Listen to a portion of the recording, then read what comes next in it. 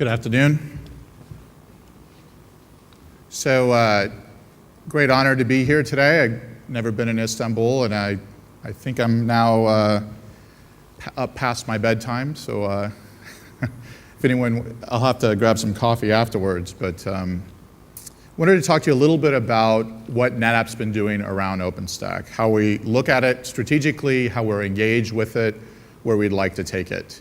The first place, of course, is taking NetApp's core competency, the things that core competencies, the things that we've done well that have allowed us to succeed to an extent within the market, and making sure that those capabilities are accessible in the Openstack context, that some of the abstractions and service abstractions and intermediations that Openstack presents don't hide the value and differentiated capabilities that NetApp platforms can provide, and indeed might actually be critical to the success of a given cloud deployment.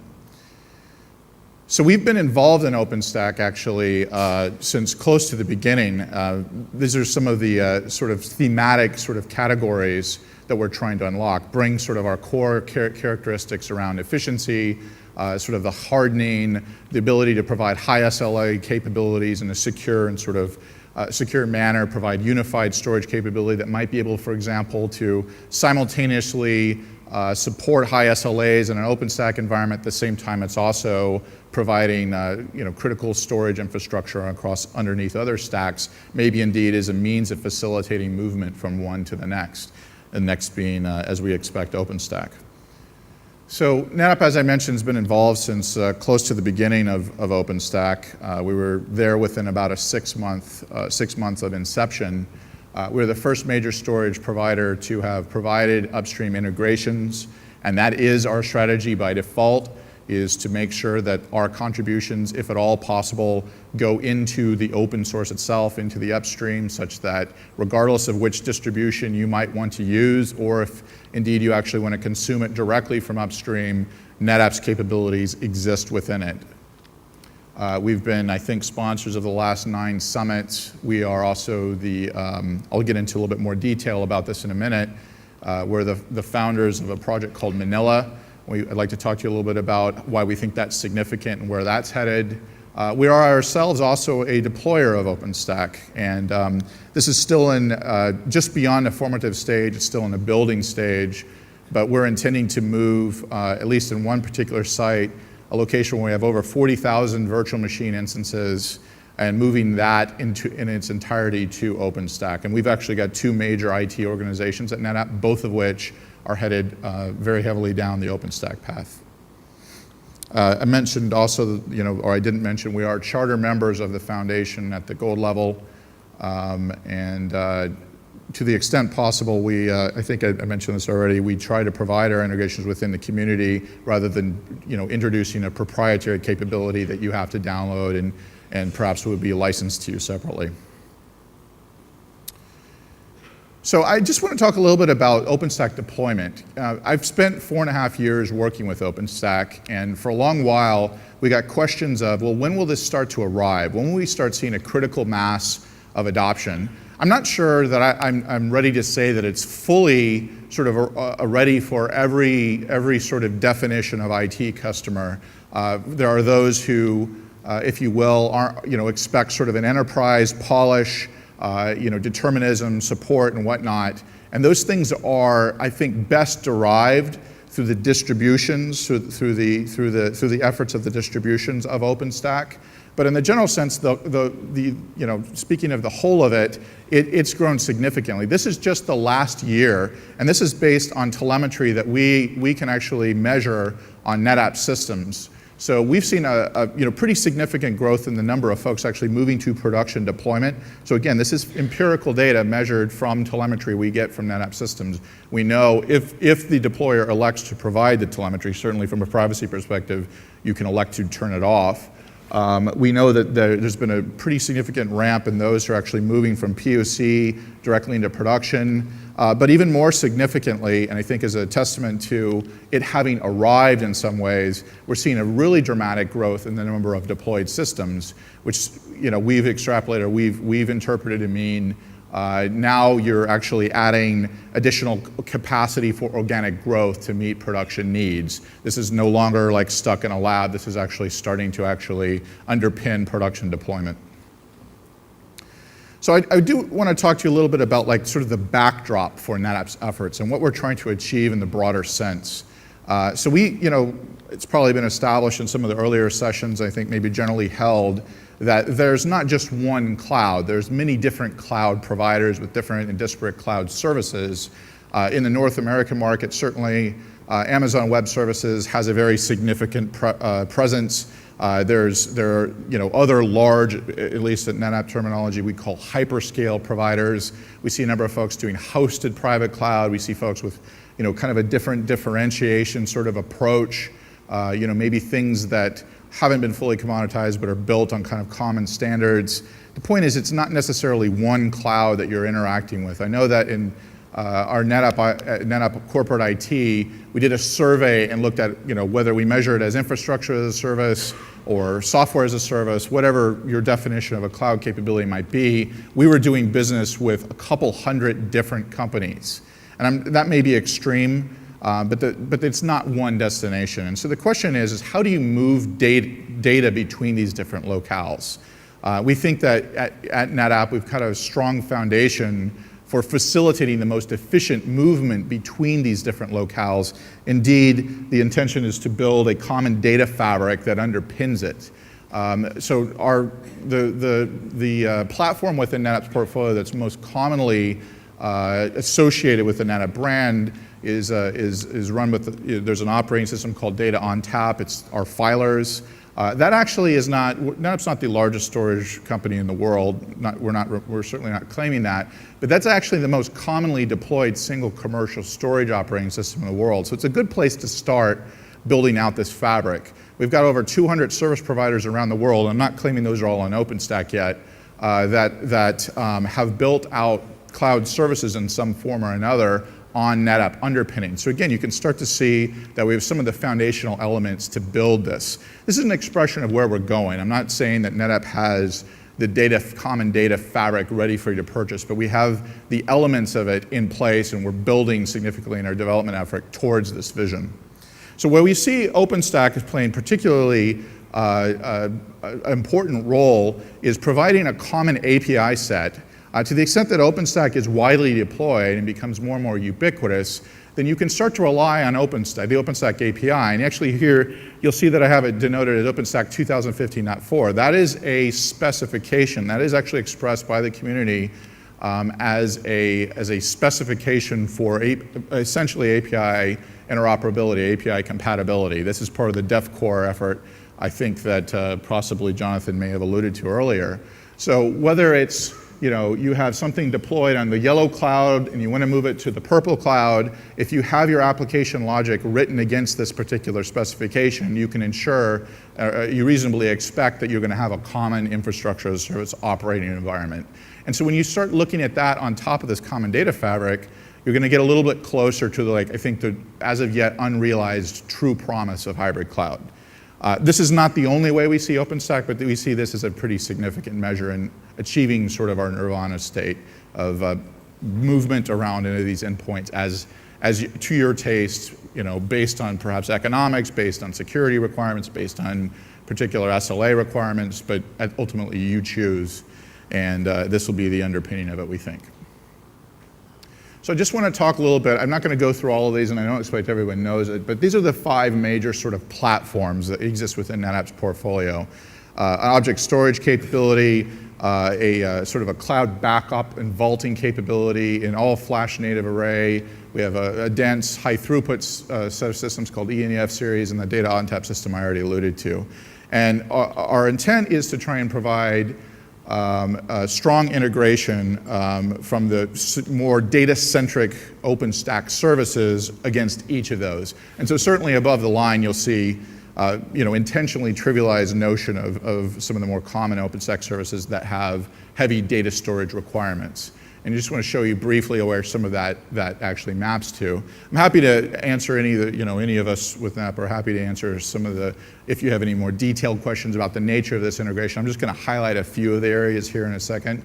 but I'm not going to cover it all. So these are where, for example, Glance, and now here's Swift, what these map to, Cinder, Nova, and Manila. And so if you're not familiar, you can do sort of the color matching. We're talking about the image, shared files, block storage, object storage, and generally compute services, and how those sort of map to those storage platforms. So let me get into a couple of examples of what we've done. So you take, for example, on the case of Cinder, some various NetApp storage platforms. We provide diverse set of means of connection for each of them, and have introduced new capabilities. We've provided the generic NFS driver for Cinder, and then of course we've also provided NetApp specific versions of it. But likewise, we support other block storage protocols as well, and here's the listing. One of the things that we've tried to influence within the community, this has certainly been a collaborative effort, not NetApp alone, but that we've been instrumental in, is in evolving the notion of kind of a catalog or maybe a storage marketplace, however you want to call it. But the ability to define arbitrarily, well, not arbitrarily, but it's per your taste. It's not a hard construct. You can establish what makes sense in the way of tiers for you. Perhaps it's gold, silver, bronze. Maybe it's dogs, cats, birds.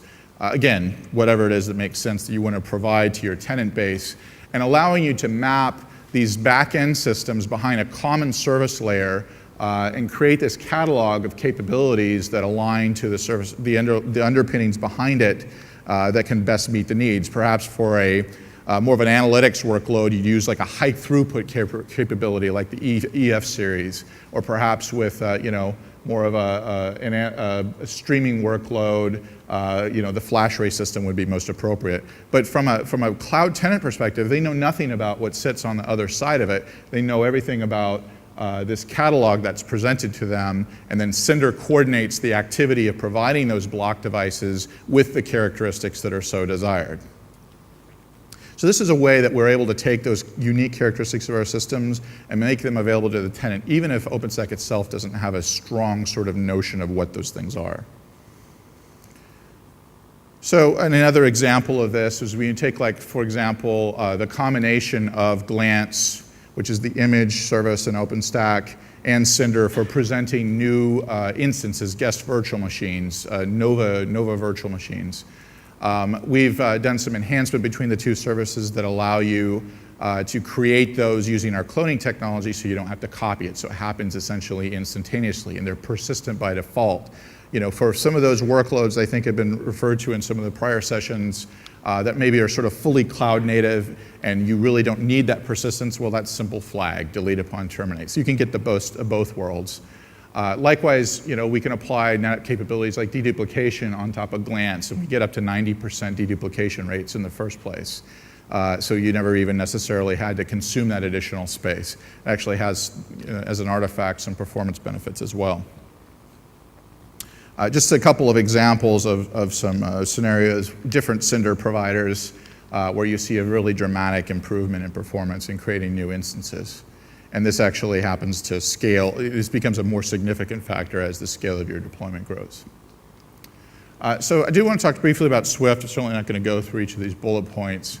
But Swift, of course, is the object storage service. I think the thing that's probably most unlike a lot of the rest of OpenStack, and if you permit, I guess my sort of crude definition of a lot of OpenStack services is it's a way of knitting infrastructure primitives into a collective and availing it, sort of by common sort of modern definition of interaction points, a la RESTful API, accessible through, in this case, the Horizon, web front end, has a command line interface. But the point is it's not necessarily actually the full implementation. It will typically have a reference implementation, but it tends to be a service framework. So Swift is unlike that in that Swift is the actual data storage server. It's the thing you do puts and gets against directly.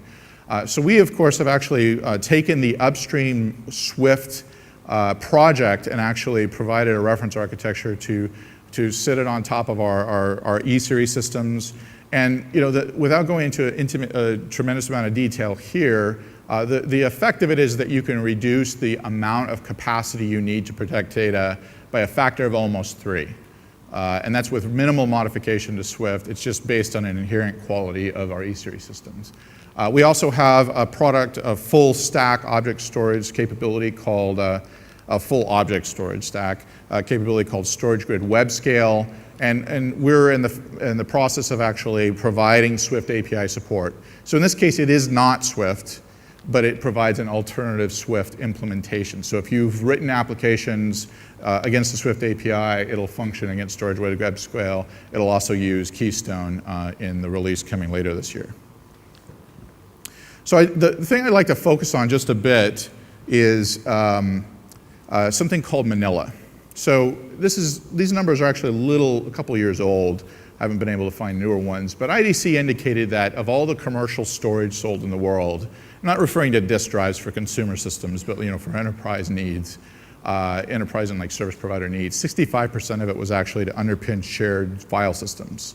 And that's a fairly significant amount when you consider that up till recently, Openstack, and for that matter, any other major sort of cloud capability didn't have explicit treatment for shared file systems. So we think we've solved that, the community collectively, in the way of a new project called Openstack Manila. And it basically is, if you're familiar with Cinder, it's Cinder but for shared file systems. So it's a way of taking like a diverse collection of perhaps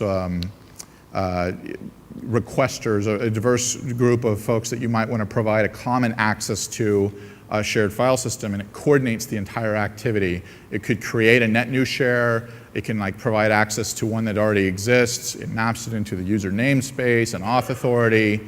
I'll go into a little bit more detail on that in a second. This has actually been around since June of 2013.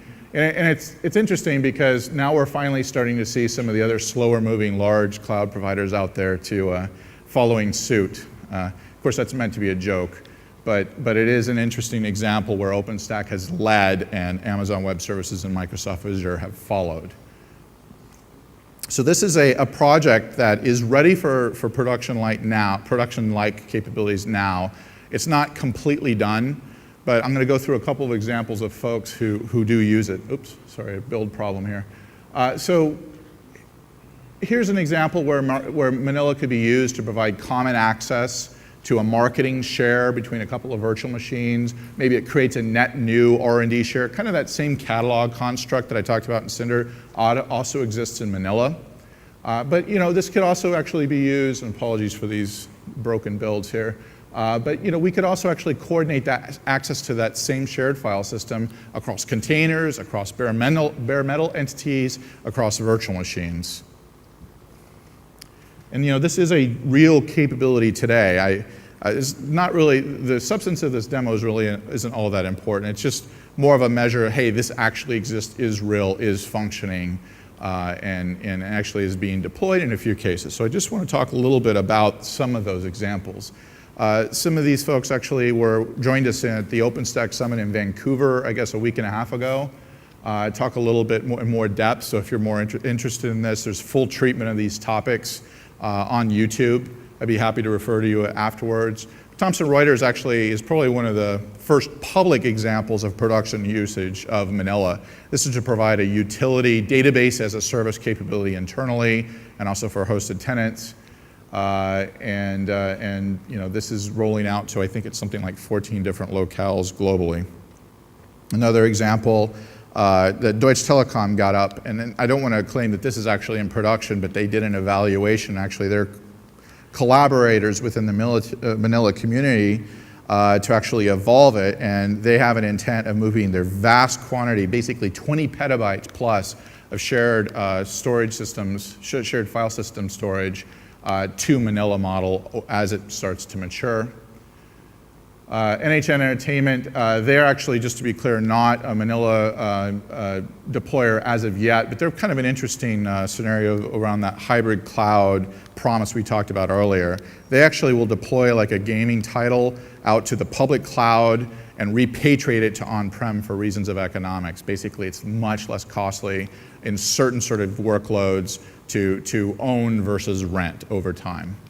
And OpenStack actually makes that possible. But getting back onto the Manila track briefly, University of Melbourne, another early deployer of it. NetApp's own global engineering cloud I talked about already. One particular location is 10,000 VMs. That 40,000 I alluded to over prior, I'm sorry, was actually a few different locales in aggregate. Manila is not strictly a NetApp activity. NetApp actually identified the need.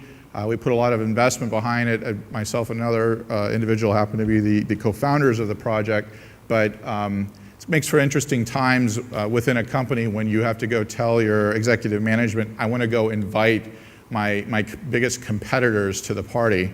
And the point is that in doing so, we're able to actually facilitate legitimacy. We're actually able to deliver something that is going to meet muster within the community to be elevated as a project that's not so strictly identified as only one vendor driven. So some of our biggest customers are actually participants.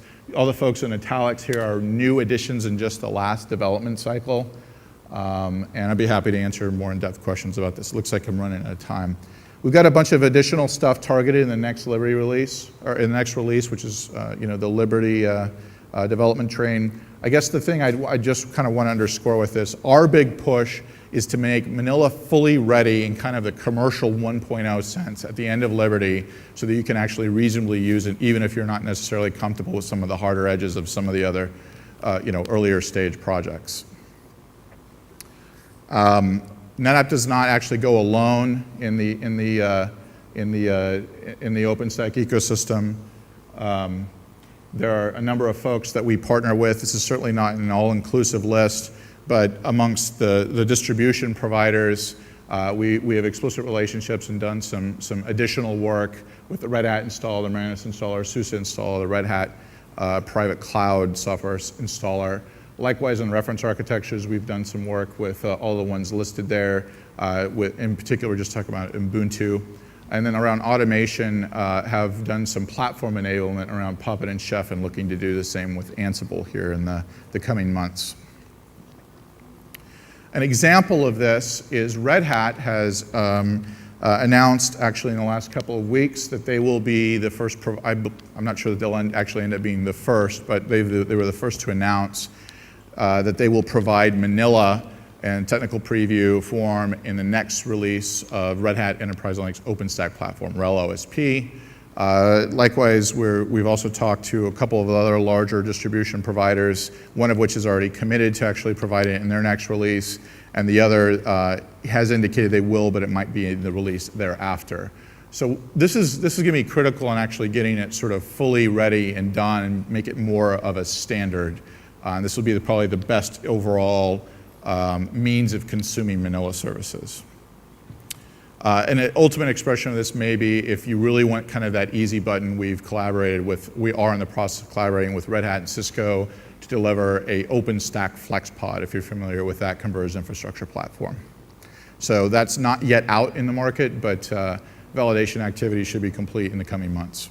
Look for news on that.